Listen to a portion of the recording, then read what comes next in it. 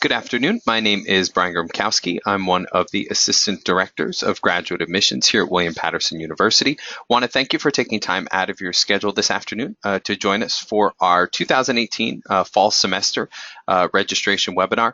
We are going to go over some of the finer details of how you might go about registering for courses online here. Realize for many of you, if not all of you, this might be your first time registering for courses online at William Paterson and perhaps anywhere. So certainly want to make sure that you are comfortable and familiar with how to do so right off the bat so that you're able to take care of things early. As you may have already been aware, today is the first day that graduate students in matriculated programs are able to register for courses, and also similarly, courses for the summer session have been open, so registration is available for anybody who might be taking courses for the summer session as well. So for at least a couple of you, it's possible that you may still have to register for courses for both terms. So we just want to make sure you understand how to do so. This is just an aerial view of our campus. We realize that some of you are probably local and have been on our campus before, perhaps as an undergrad, or this might be your second or third semester taking grad courses here, but wanted to make sure you got a chance to see the campus from above. If you haven't had the opportunity yet, you're always welcome to stop on campus, whether it's for tuition payment purposes, whether it's to get a student ID, or some of the other things that you'll take care of before you start your classes in the fall. We are also going to have usually two online orientation webinars for the fall semester. The first one typically takes place in mid-July, and then we have another one in late August as we get closer to the start of courses. And we will walk you through the process of getting things like a parking decal, getting your student ID card, information about tuition payments, and some of the other things that you would deal with as a potentially new grad student. So just wanted to make sure you knew to keep your eyes out for that as well. You'll be getting email invitations for those separate events as we get a little bit closer to the start of classes, but this is just so you can get an aerial view of the campus. Also, as you may have already been made aware through some of the emails that we've been sending out, this is the web registration timetable as established by our registrar's office here. So as I mentioned today, April 5th is the first day that grad students in matriculated programs, those are usually our master's programs as well as our PhD programs, can register for courses. The next group would be April 9th, those that are taking courses in our certificate programs, many of which are within the College of Ed, but we do have offerings in business and some other areas as well. April 11th is for those students who are postmasters who have already acquired a master's degree and are taking additional courses. April 18th would be all of our graduate non-degree students. And then finally, April 19th, all of our graduate students, both new and continuing, will be able to register for courses online. And although it may feel like forever from now, September 5th is the first day of classes for the fall. And naturally, as you might imagine, we encourage you to register for your classes sooner rather than later. We'll get into the details of why in just a little bit. And then in regards to billing for the fall semester, we recommend that you monitor your WPU student email address regularly, and I'll talk about that in just a moment as well, because all of your billing information will come through that email account. And depending on when you register for courses, has at least some impact in certain situations on when your first payment is due. So again, we'll touch upon some of that a little bit later. This is a snapshot on the website of one of our grad programs, and the reason I posted this up there is under requirements and deadlines, you will see that there is a contact us section for each of our program directors. On your acceptance letter, if you are in one of our matriculated programs, one of our certificate programs, etc., there is contact information there on your acceptance letter for your program director. Sometimes when you go and register for a course, there may be specific permissions or other things required, and I always recommend to default to the program director with those types of inquiries. They can give you guidance to ensure that you're registering for the right courses. If you're deliberating between 2 or 3 and you need some advice, they are well versed in the curriculum for their program, on which courses might be best for you to pursue. So I do recommend familiarizing yourself with your program director. Make sure you take some time to read over that acceptance letter so you're familiar, and then don't hesitate to shoot them an email or give them a call with any questions that you might have as you go through the registration process. And certainly I would discuss with them first before registering, rather than registering for courses and then find you registered for the wrong ones and have to go through the process of changing and everything else. So just keep that in mind as well. I know I touched upon this. I can't stress enough. Your WPUNJ email account, that information is also provided with your acceptance letter, and you would log in through WP Connect, which is our web-based portal. We'll talk about that in a little bit. But all of the important, critical communications that would come from our office, as well as a number of very important offices around campus, will be directed to your WPUNJ email account. So because of that, I can't stress enough, get in the habit of checking that email account regularly. I know we all have our own personal email accounts, some of us several.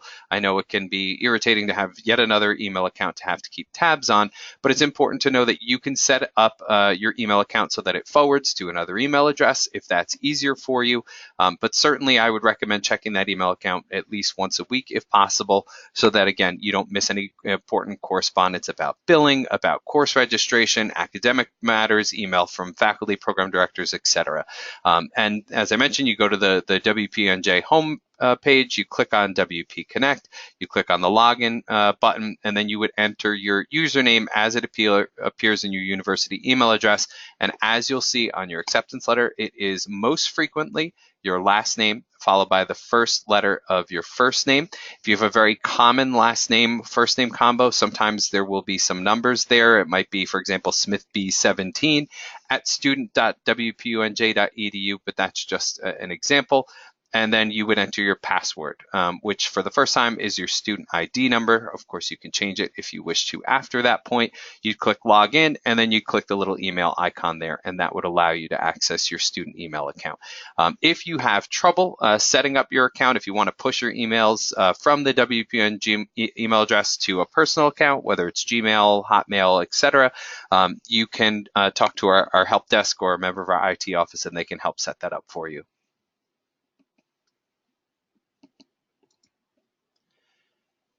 Again, this is just a visual, so you can see WP Connect is circled there in red at the top of our website, just so you can see what you're looking for.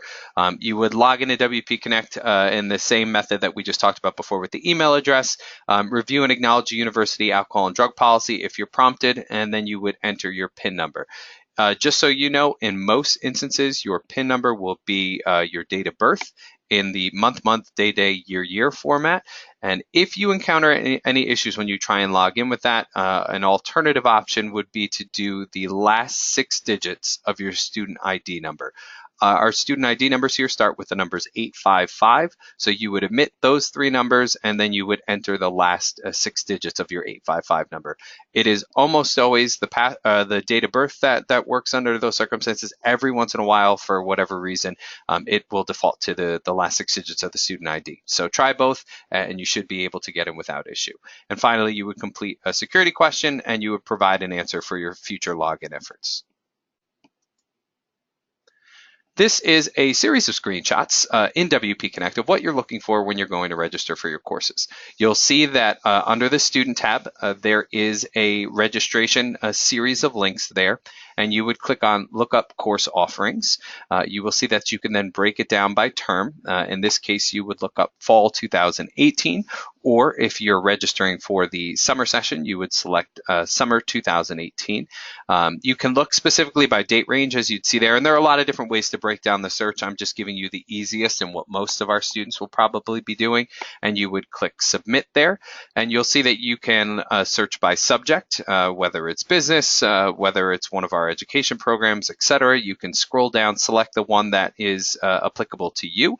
I would make sure under course level, if you are going to be taking all graduate courses, to make sure that you highlight graduate there. The reason I mention that is because if you select all, you will get a much longer list that will include all of our undergraduate courses that will be taking place during the fall semester as well. So for the sake of giving yourself a shorter list, it's better to make sure you highlight graduate. And you'd see, again, you can pick a number of different filtering options there depending on what you're looking for. You could do it by day of the week. You could do it by time of day. If you're working with very specific restraints on time and days of the week that work for your schedule. But at the end, when you're done, you would click Section Search there.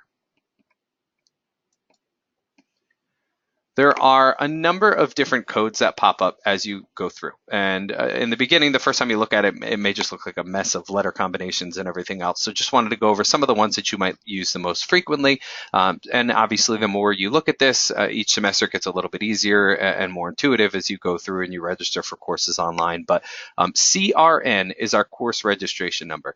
That is the unique code that is used for each of our courses, and they're usually 5-digit. And then if there are more than one section of an individual course, there will be a section number as well. So for example, in this instance, there could be multiple organizational behavior and communication courses, and they may have different sections, 60, 70, 80, etc. So you just to see the difference between those sections. This is what the screen will look like when you've selected a program, and it'll show you the list of all the different courses that are available there. You can see the CRN number, as I mentioned before, subject, course, the section, days of the week that the course takes place, how many credits it is, the name, and then you can see a lot of information that I'll go over in just a second about the space that's available in the individual courses. And you can also see if a course is online, if it's a hybrid, or if it's here on campus. So some of those specific codes. The first is sort of self-explanatory. M is Monday, T is Tuesday, W is Wednesday, R is Thursday, the only one that's perhaps a little unique. F is Friday, S is Saturday, and at least at present, we're not offering Sunday courses. So those would be the days of the week that you're looking for as you go through. If you see under the time that the course is taking place that it says TBA, that is often an indicator that it's an online course, and obviously some of that gets figured out a little bit closer to the start of the semester and can vary a bit when working with the faculty member who's teaching that course. CAP is the maximum course capacity that's available for an individual course. ACT is the actual current students that are currently registered for the course. REM is how many seats are still available of those that exist for the course. And then you'll see that we do offer a wait list, and you'll see the capacity for it, how many spots are actually used and how many are remaining from the wait list. The instructor who's teaching the course, the date, the first and last day that the course is taking place, and then where it's being held, whether it's on our Valley Road campus, on our main campus, or online. So how do you actually go and register for a course? You'll see that there is a checkbox that's here on the left-hand side under Select, and the courses that are available to you are open. You can check any of those courses that are of interest, that work with your schedule, and are a requirement or fulfill a part of your program. And then once you are set, you're happy with the course that you've selected, you can click Register. You'll then be prompted to enter your alternate PIN. Again, it's your 6-digit date of birth, or in a few cases, the last 6 digits of your 855 number. And then you would review and acknowledge a financial responsibility page, which is simply prompting you, you are registering for a course, you are going to be billed for that course unless you drop the course in a timely fashion and determine that you're not going to attend this course and perhaps another in its place. And we'll talk about that in a little bit too. So if you do need to add or drop a course, a couple of things that come up, and I want to make sure that you're familiar on the front end and you know how to approach it.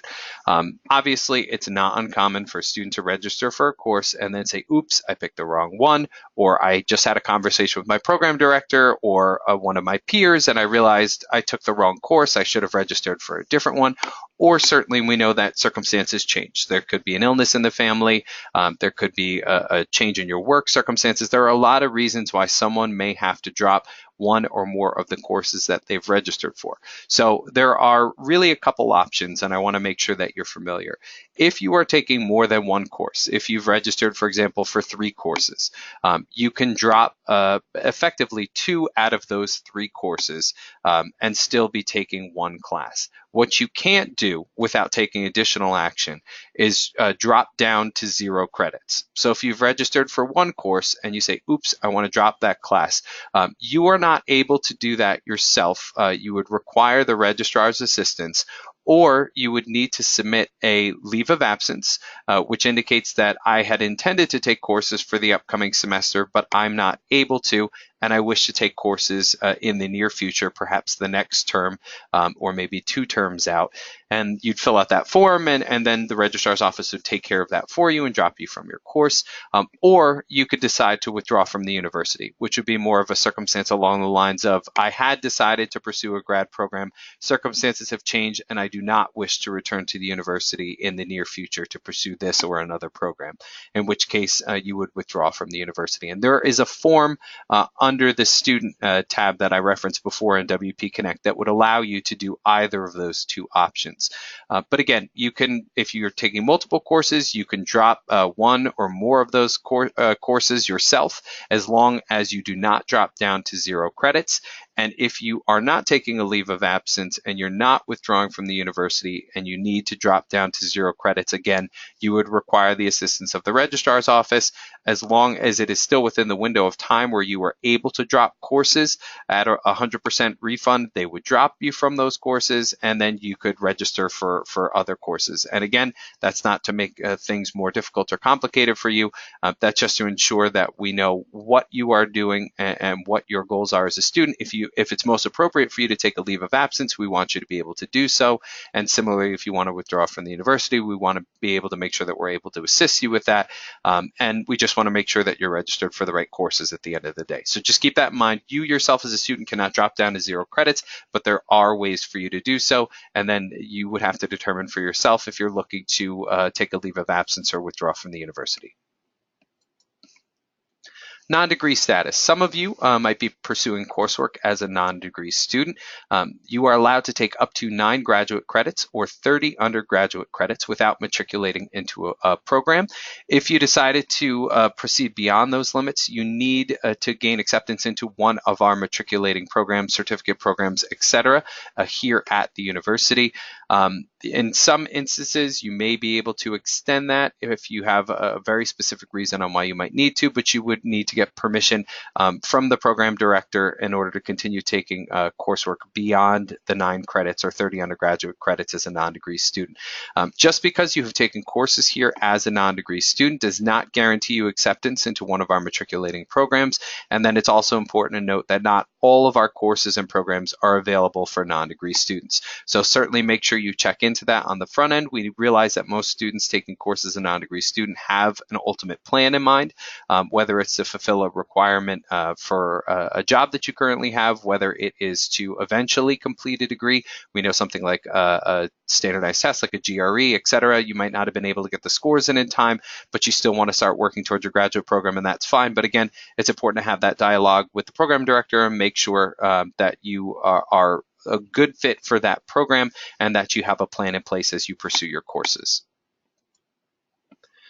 The waitlist that I mentioned before, and this all ties back into what I was saying about our email accounts here on campus. I can't stress enough, if you decided to sign up for one of our waitlist spots for a course. You go, maybe you put things off for a month or 2, and by the time you register for your courses, you realize, whoops, the course that I'm interested in is currently full at capacity, and there are waitlist spots available. You would sign up for one of those waitlist spots, and then if a spot becomes available, you would be emailed at your student.wpunj.edu email address in the order in which you were placed on the waitlist.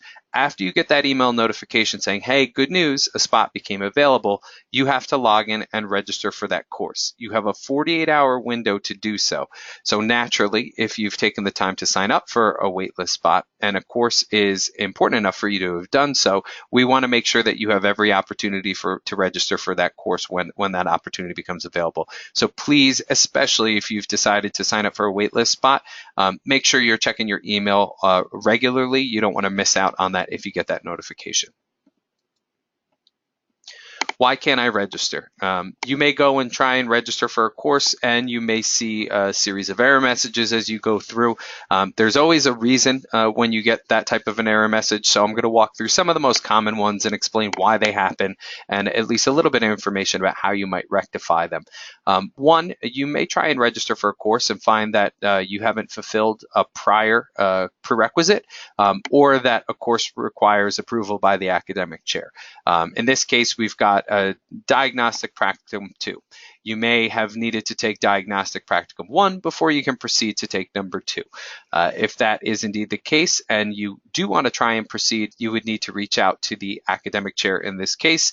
It is at their discretion if they feel that you qualify and should be able to take this course, and they would reach out to our office, let us know that you're going to be given permission to register, and afterwards you would be able to register for that course without issue.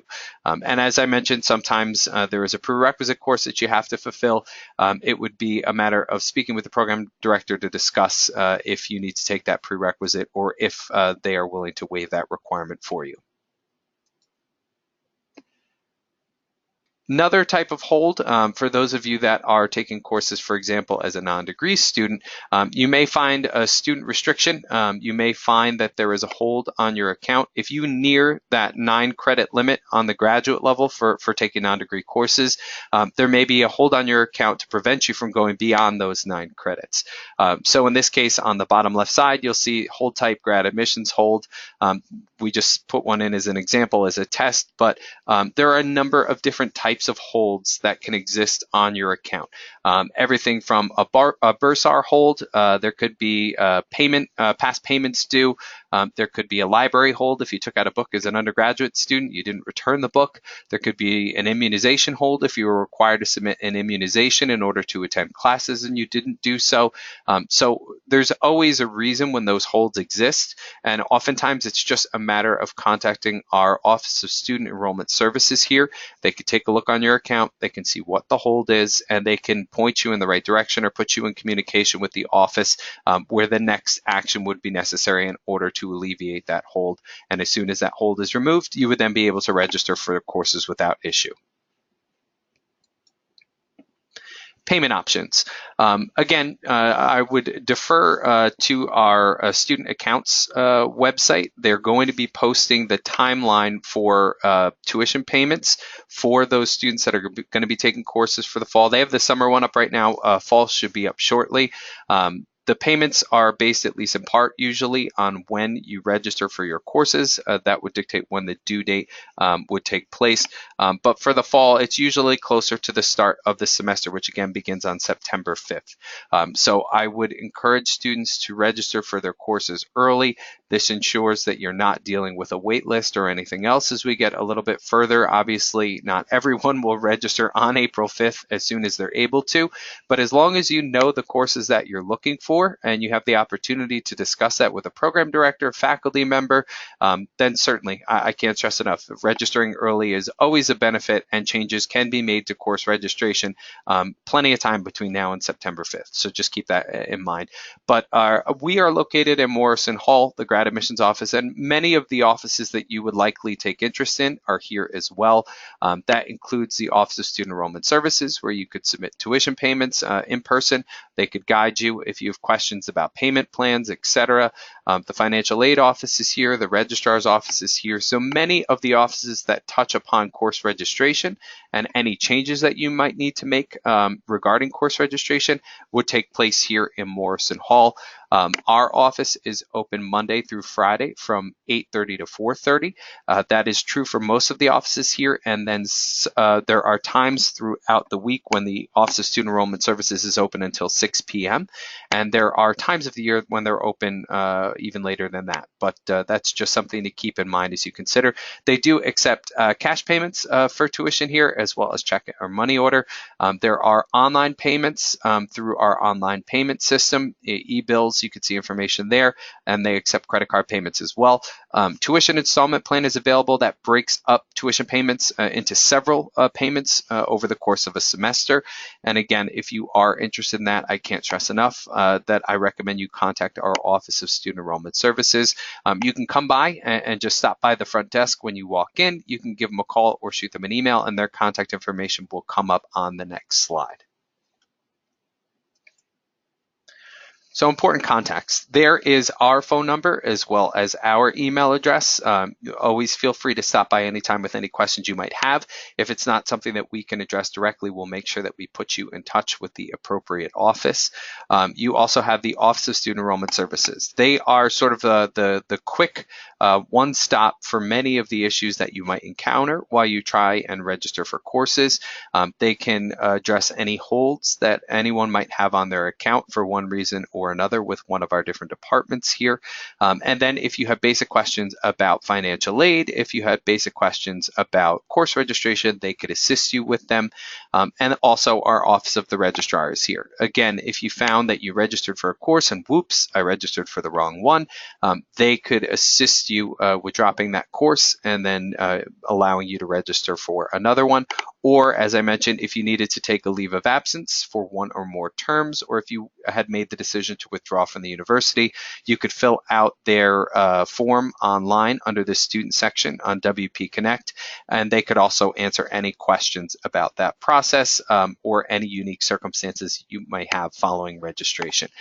So I would urge you to keep those three in mind. Certainly, it's our hope that that would be helpful for you.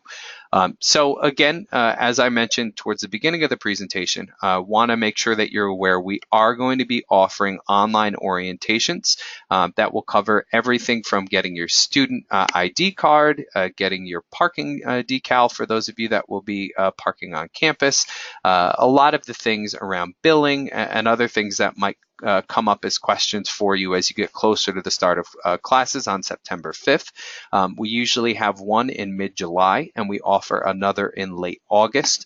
So just keep that in the back of your mind. You are going to get an email invitation for both. Certainly it's our hope that you can attend one or the other.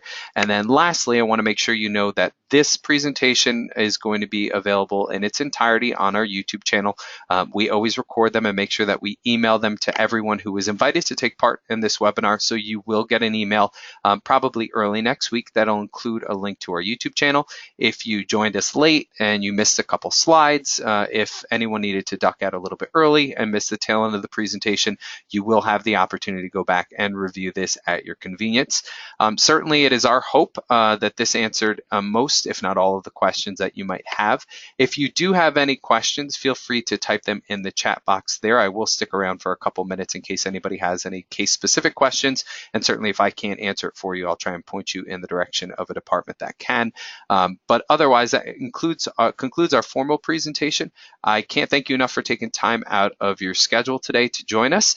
We're certainly looking forward to having you on campus for the fall. As I mentioned, I know it feels like forever from now, but certainly I know the summer months pass quickly, so it'll be here before you know it. And otherwise, congratulations on your acceptance, and thank you again. Have a wonderful day.